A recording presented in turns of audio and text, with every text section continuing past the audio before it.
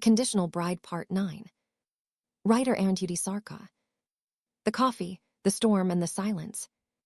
With trembling hands, Sarovi finally reached in front of Bradabir's room, holding the tray of coffee just as Sheila had told her to. But now that she was standing there, she had no idea how to enter. Anyway, gathering every bit of courage she had, she was just about to knock on the door when, suddenly, the door opened from inside. Before she could even understand what was happening, someone pulled her inside and slammed the door shut again. Because of the sudden pull, the hot coffee spilled on her hand. The burning pain made her wince and curl her face in agony, but the man in front of her clearly had no time to notice. Because within seconds, he grabbed both her arms tightly and pulled her close to him. For a few moments, Sarovi couldn't understand what was going on. But when she suddenly felt someone's hot breath brushing across her face, she forgot her pain and slowly opened her eyes, only to find Bradabir standing there, leaning over her, staring with an intense, trance-like gaze, breathing heavily. His grip was so strong that it felt like he might crush her bones. Unable to bear the pain anymore, Sarovi tried to speak. My hands, they hurt." But before she could finish, Bradabir's deep voice cut through. Why did you tell them? By calling yourself a servant, what did you want to prove? You wanted to humiliate me. Is that it? You've grown far too bold." Sarovi froze. What was he talking about? When did she ever try to humiliate him? Sarovi stammered. When did I ever try to humiliate you? You're the one who told me not to tell anyone that I'm your wife under a condition." Bradabir interrupted. "Shut up. Did I ever tell you to call yourself a servant?" Sarovi blinked, confused. I didn't know what else to say." Her innocent question made Bradabir release her suddenly. He turned away, clutching his hair in frustration. Taking the chance, Sarovi quickly placed the tray on the nearby table and began rubbing her scalded hand, trying to ease the pain. But she didn't get much relief, because the next second, Bradabir turned back and pulled her toward him again. Caught off guard, Sarovi lost her balance and fell. Since Bradabir was holding her, he too toppled over, landing right on top of her. And just like that, both of them ended up on the floor.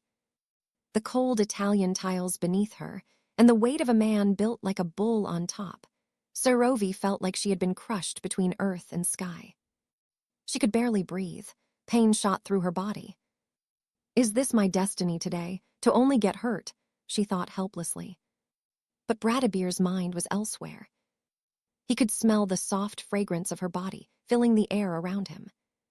His mind went blank. His body trembled with desire. Every time this woman came near him, he lost control. And today, seeing her lying beneath him, eyes squeezed shut in pain, she looked dangerously alluring. Before he knew it, his self-control broke. He lowered his lips and pressed them against hers. Sarovi's eyes widened in disbelief. Tears streamed down her cheeks. That single act made her feel so small, so unwanted. He wasn't kissing her out of love, not as a husband. Then what was she to him? Just a body, a mistake. The thought shattered her. A choked sob escaped her throat. It was that sound, the broken cry, that finally brought Bradabir back to his senses. He froze, realizing what he was doing. His hands, his lips, his entire body stilled. For a few seconds, he just stared at her, horrified. What was I doing? He thought. Again, I was making the same mistake. Meanwhile, Sarovi kept crying silently. When she didn't feel any movement from him for a while, she slowly opened her eyes. He was still there, lying above her, staring, stunned, ashamed.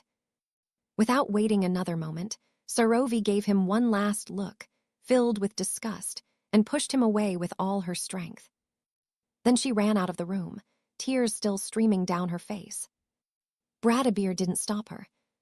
He just sat there, staring blankly at the door she had disappeared through.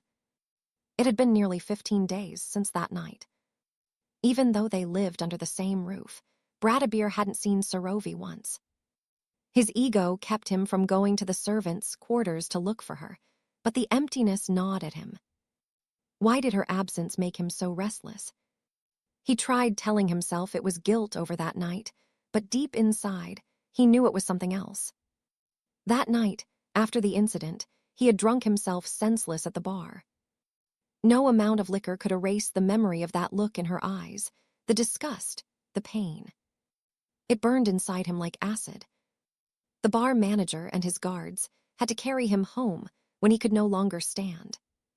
Surovi had seen him that night, standing at the balcony, watching as they brought his unconscious body in. And for some reason, she had cried.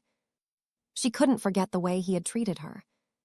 Since then, she had withdrawn completely, avoiding him in every possible way. She cooked early in the morning before Bradabir came downstairs, stayed in her room until he left for work, and only came out after he was gone. In the meantime, with Sheila's help, she had applied for jobs at a few restaurants. Sheila had told her, "You cook so well, Surovi, why not work as a chef somewhere?" Surovi had liked the idea. 2 restaurants had already called her back for interviews. She hadn't told Bradabir anything, of course, and Sheila promised to keep the secret. Over time, the 2 women had become close friends. One morning, at breakfast, Bradabir came down as usual. He looked around carefully, no sign of Surovi. His temper rose. Calling out loudly, he ordered all the servants to gather. When they had assembled, the head chef asked, "Yes, sir, what's the matter?" Bradabir said coldly, "Some of my friends are coming tonight. They'll be having dinner here." The chef nodded. "Of course, sir, we'll prepare everything." Bradabir interrupted. "I'm not done. All of you are off duty tonight. Miss Surovi will do all the cooking." Everyone went silent. "And none of you will help her," he added, his tone sharp as steel. "That's an order. Whoever disobeys will be punished." He turned to Sheila and added, "Make sure the others understand that." With that, he strode out like a king leaving his court. If he had looked just a little longer, he might have seen. Behind the pillar, half hidden, Surovi standing quietly, her eyes glistening with unshed tears, having heard every word. To be continued. To read the next part of this story, make sure to subscribe or follow, and don't forget to like.